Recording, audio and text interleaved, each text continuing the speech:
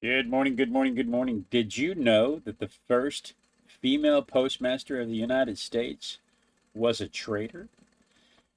Today we're going to draw this female letter carrier. It's from the Women of Industry set from Safari, and a little bit of a challenge this morning because not only is this uniform very detailed, but you've got to draw in, and you can't see it from this camera angle. I know you've got to draw in all the detail and still keep her feminine form. So we're going to work on that today while we talk about the history of women in the post office. So I've already started recording. I'm going to go ahead and spritz my watercolors.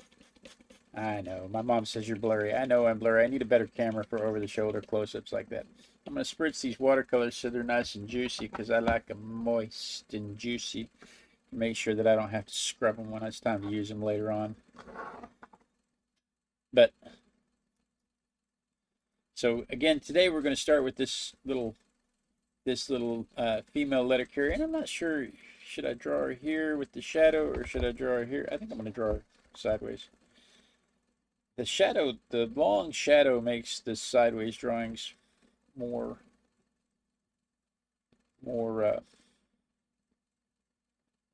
proper, I guess. I don't know what the right word would be. It gives you more room to draw more detail on the figure because you've got room for the shadow on the side. If I do the other way, then I can only draw this much because I've got to have room for the shadow. We'll do a quick block in here. So yeah, the first female postmaster of the United States was Mary Catherine Goddard, and she turned out to be a traitor because she was appointed by the crown, and she was a revolutionary. So she worked very hard to ensure that the mail continued delivery during the Revolutionary War. She printed and produced revolutionary materials, and made sure that they were delivered. She paid for deliveries out of her own pocket to ensure that the mail service never stopped during the Revolutionary War. But she was a traitor to the crown because the crown installed her. The British crown actually hired many women to run post offices prior to the revolution, and she was the first. She remained a postmaster. She remained a postmaster under Benjamin Franklin when Benjamin Franklin was appointed first postmaster general. She remained a postmaster under his leadership. I thought it was funny though because when you look up the history, you can go to the U.S. Postal Service site, and they have a history of women in the post office, and they'll tell you there were a bunch of female postmasters prior to the Revolutionary War, all appointed by the crown, which I would have never thought that they would let the post office be run by women back in the day. That wouldn't even have occurred to me. But letter carrier is a different story. Letter carrier, that's more of a physical task, and they're not nearly as prevalent in U.S. history.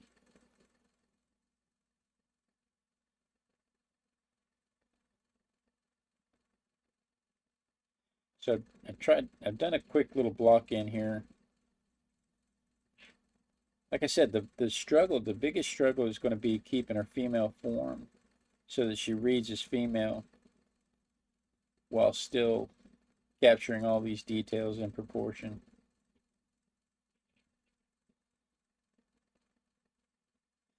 Putting some anchor points in now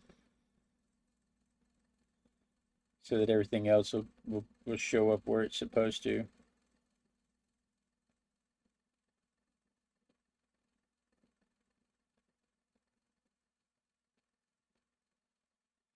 Like that hand should be further over here.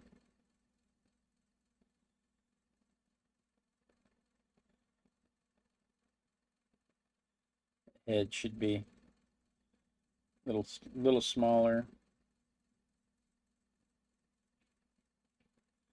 The way her hips are, she got 1 foot forward. That front hip is a little higher than that back hip. And that would put this shoulder higher, but it doesn't really look like it. It's hard to read it on the model.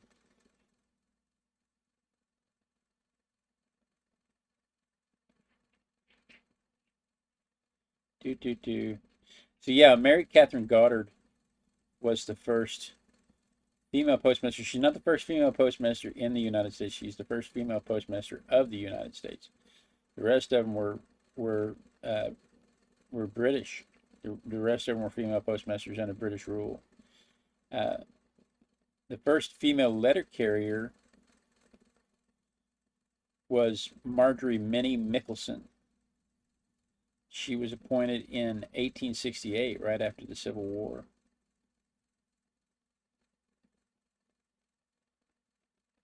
And you have to wonder why. You know, today being a letter carrier is pretty lucrative. Working for the government's pretty lucrative job. People really want those jobs. They struggle to get them. They have to take tests. They're competitive to get those jobs. My dad was a letter carrier for many years. My dad ended up being very high up in the post office. And there were a lot of people even then in the 70s that were competing for his jobs. They were very competitive jobs.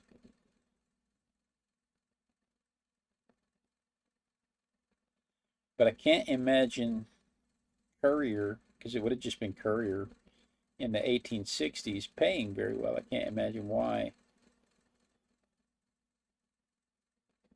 I can't imagine why it would be a sought after position in the 1860s.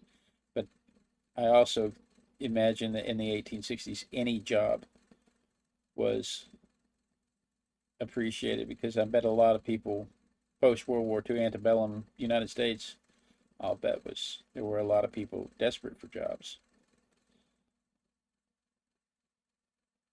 Still true today. People are still desperate for jobs, but letter carrier is a well-paying, high-benefit job.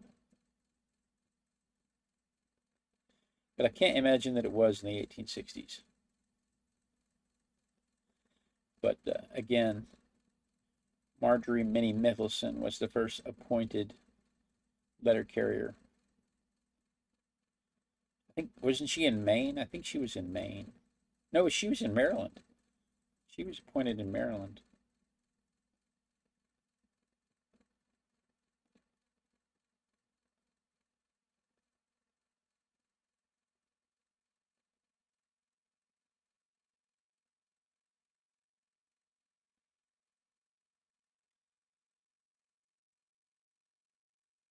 Yeah,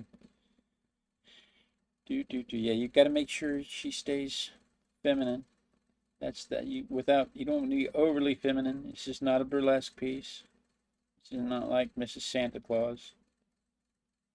This is a letter carrier. She's a professional. The Women of Industry set has a lot of different models. There's the pilot. I think we did a pilot a couple of days ago. There's the pilot. There's a chef. There's a policewoman. There's this letter carrier.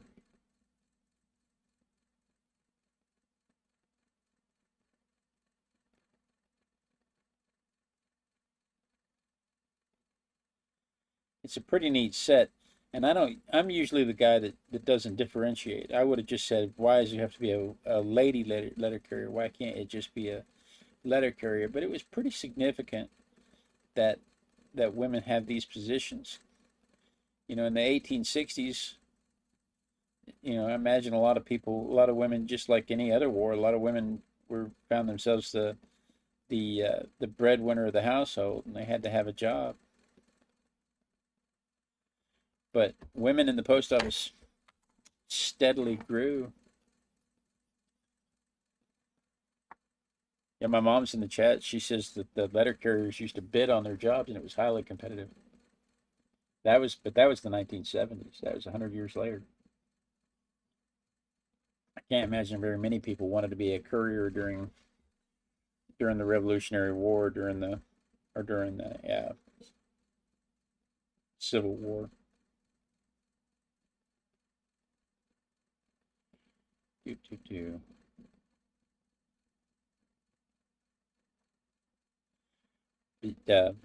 But yeah, post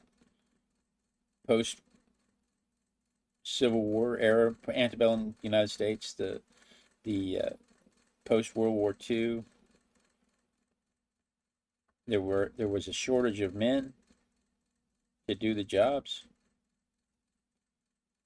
and so the women stepped up to take over the roles.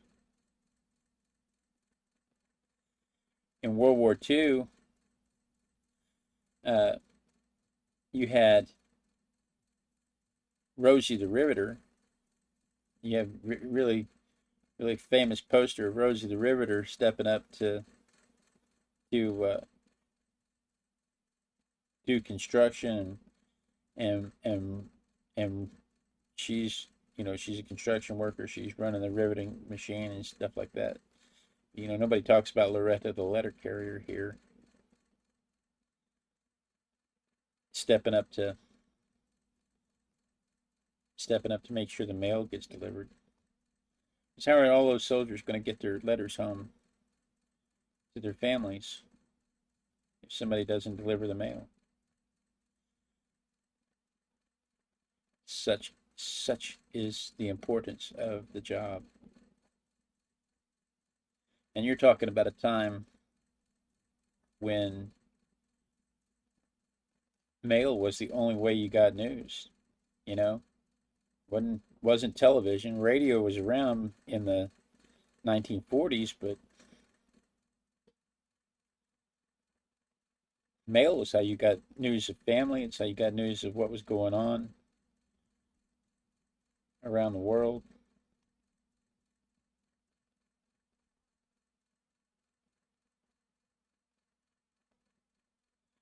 It was a very important position, and it still is to this day a very important position.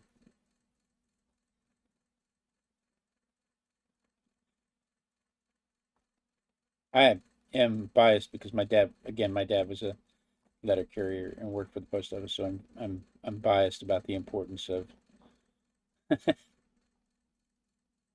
I'm biased about the importance of the letter carriers.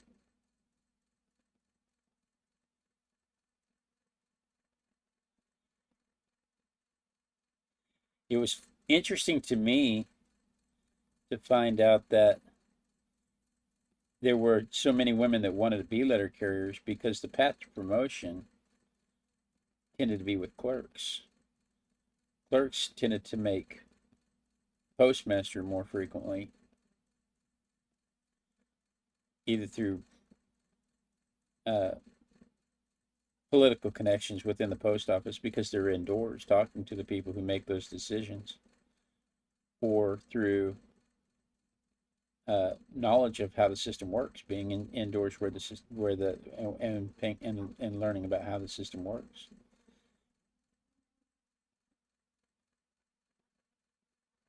So clerks tend to get promoted to postmaster more frequently than letter carriers.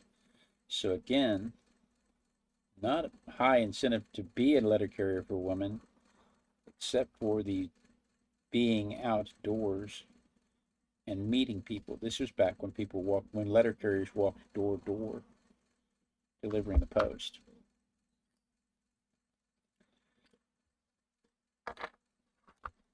I did not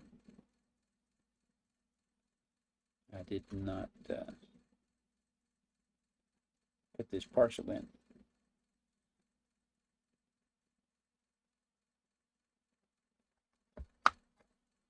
But yeah, I'm not unbiased.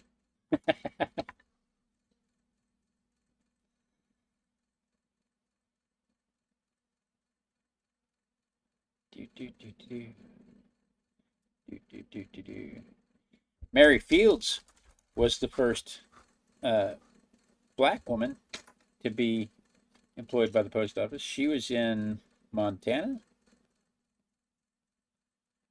She was known for being quite aggressive, if you will. Carried a shotgun, rode a stagecoach, spit tobacco. She was known for being quite aggressive at ensuring that the mail got delivered.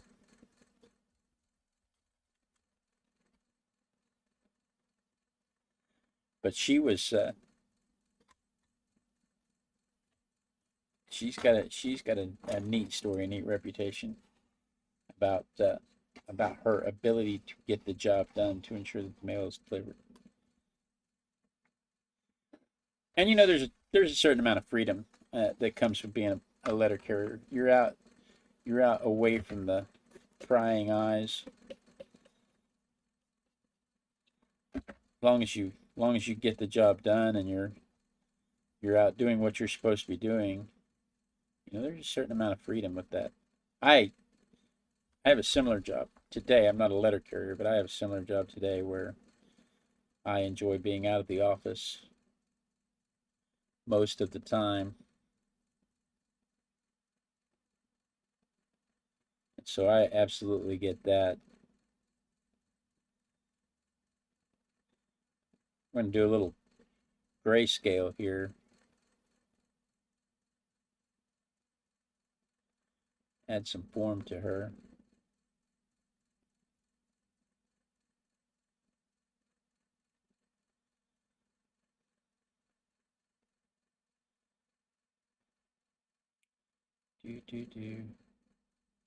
That's too dark. There we go.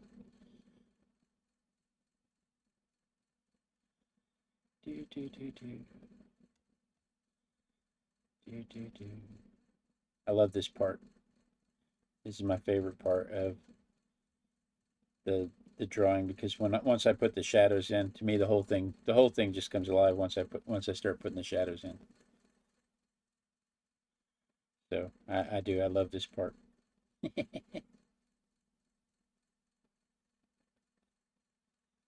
What were we talking about? I'm sure it had something to do with the post office.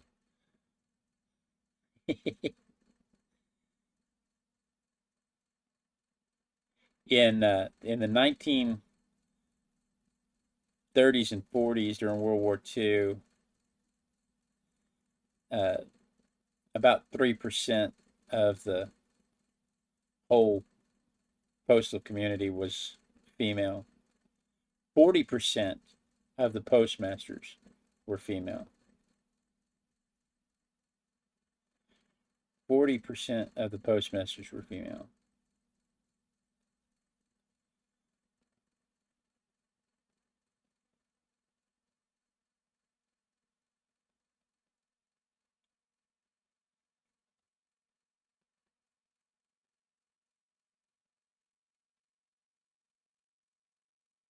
But only about 3% of all postal workers were female.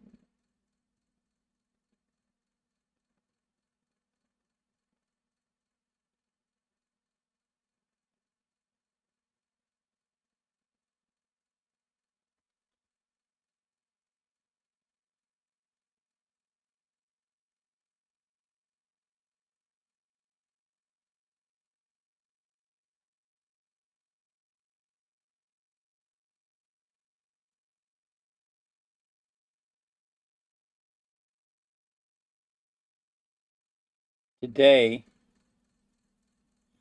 almost 40% of the post office is female.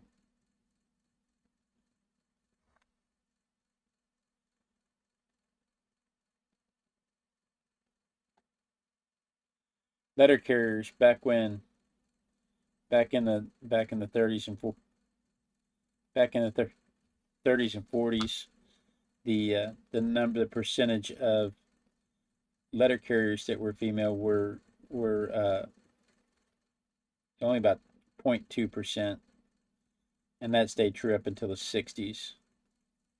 Only about 2% of of the letter carriers were female. That stayed true all the way up until the 60s. 0.02% stayed true all the way up until the 60s, and then it jumped up to jumped up to around 35% today. About a third of the letter carriers are female today.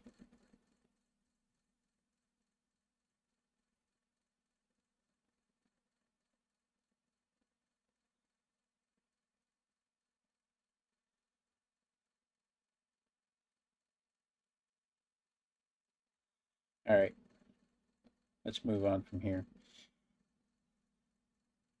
Do do do do do do do do do do. The numbers of personnel have increased quite a bit, but the percentage has stayed. The number has fluctuated up and down. 2007 was the peak of letter carriers in the United States. That was when we had the most letter carriers of any sex, and that is when it peaked. And it's kind of gone down since then. 2007 was, you get email and FaceTime and all of the communications. Postcards basically stopped. When was the last time you got a postcard from somebody unironically? Sometimes you'll send a postcard to somebody just to be silly, but most of the time people are sending you stuff on social media, or they're sending it to you text messaging. Most of the time you don't get a postcard. You don't get a letter, handwritten letter in the mail. Handwritten letter in the mail can make you feel super special. I have several from my family members. My dad sent me some when he would go places for training. He would stop and write me a letter to tell me he was thinking of me, and I have kept those. Those are in my safe. My kids have written me postcards over the years. Those things are important to me. I've kept those in my safe.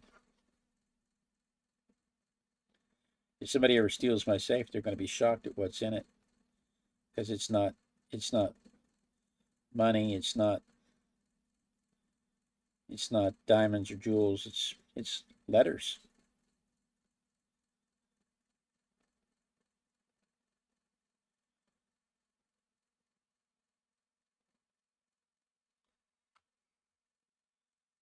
They're going to be like, what? Why did I waste my time with this?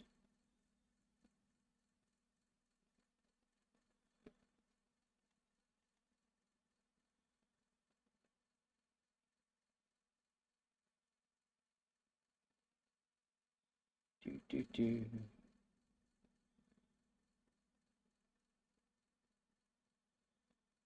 It's the black socks and the black shoes that really make the outfit. I remember my dad taking his shoes off at the end of the day, and his feet just being blistered.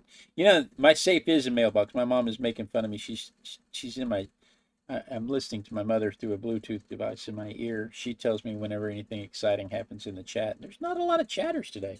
If you're here, drop a line in the chat. Let us know you're watching. First off, I've got to set the live top chat. It needs to be live chat so I can see who's chatting. But yeah, if you're here, be sure and drop a line so we can see who's watching. We don't have a lot of chatters today. But my mom, we talk on the phone while I do this, and she lets me know if somebody in the chat has said something.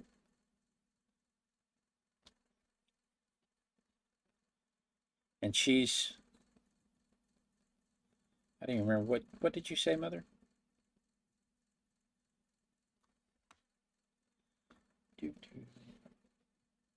I don't even remember what she said. Oh, she was reminding me about my safe. My safe is actually a nice wooden box that my dad built. When the post office switched from combination doors to key doors,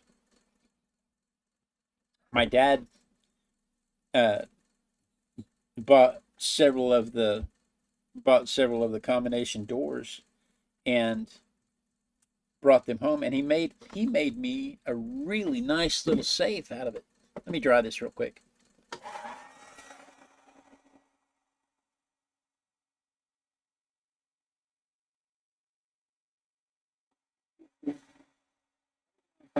It's 5:55. We got to get a move on. I'm going to the zoo later.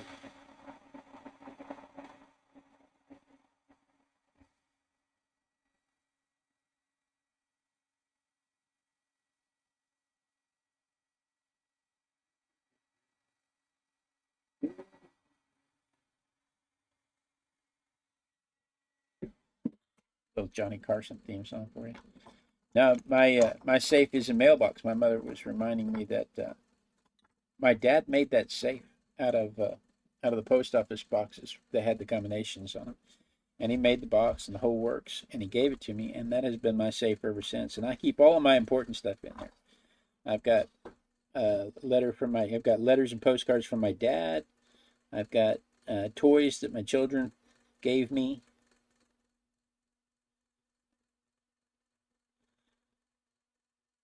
I have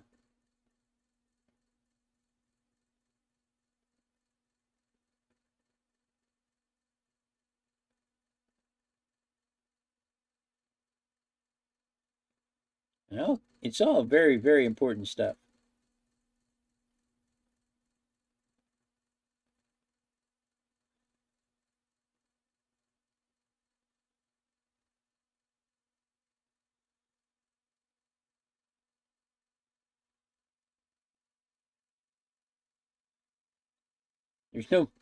There's no and it's not. I started to say there's no money in it, but there is money in it. There's a dollar bill in there because one time when my oldest daughter was little, she fell asleep. She was holding onto this dollar bill so very tightly,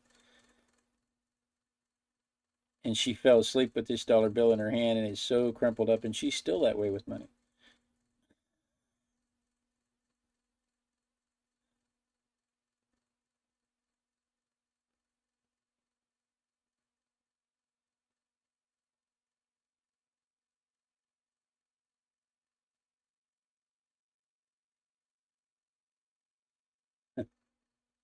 Now, my mother brings up a very good point.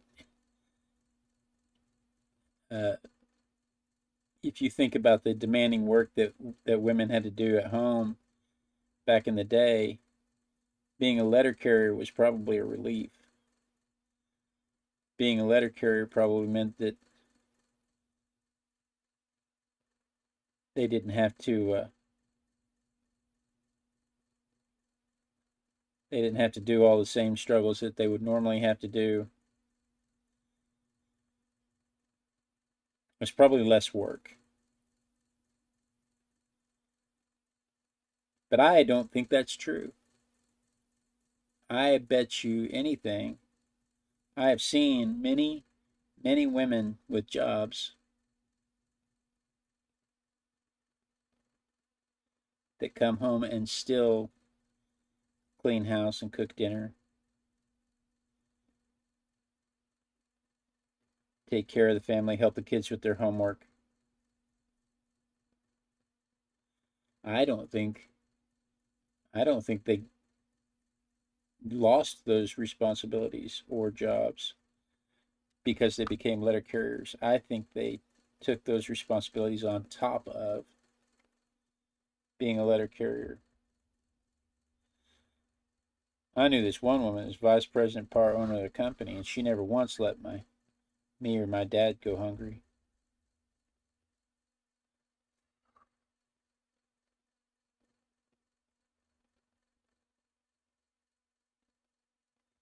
So, all right, I hear my mother's alarm going off. That means it's 6 o'clock, which is funny because we finished right on time. What it is today is the second. 02. Can you believe it's already the 2nd of August? But it's the first Saturday of August, and the Houston Zoo has a program on the first Saturday where they have a Meet the Keepers for zoo members. And so I told my family that I intend to go to the zoo today, and if they'd like to join me, all they have to do is get up. We'll see how that plays out. So there is my version of there is my version of the female letter carrier. Let's see it. Let's see if we can see it from my perspective. Turn this mic off, because if I don't turn the mic off, it'll sit and run the battery down all night. Safely eject this camera. Let's see it. Let's see it from my perspective. Do, do,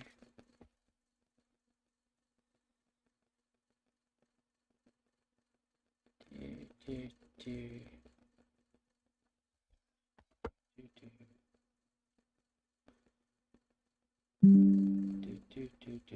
There we go. There it is from my perspective.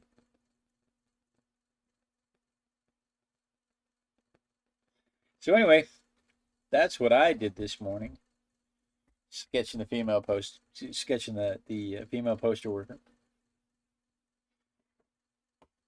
Most of the jobs have changed, though. They're not what they used to be. They used to be mostly delivering mail, and that peaked in 2007. I thought that I had another egg already. Hang on, I have to go back down the long hallway to see what's in the next egg, because I have misplaced the egg that my little girl gave me.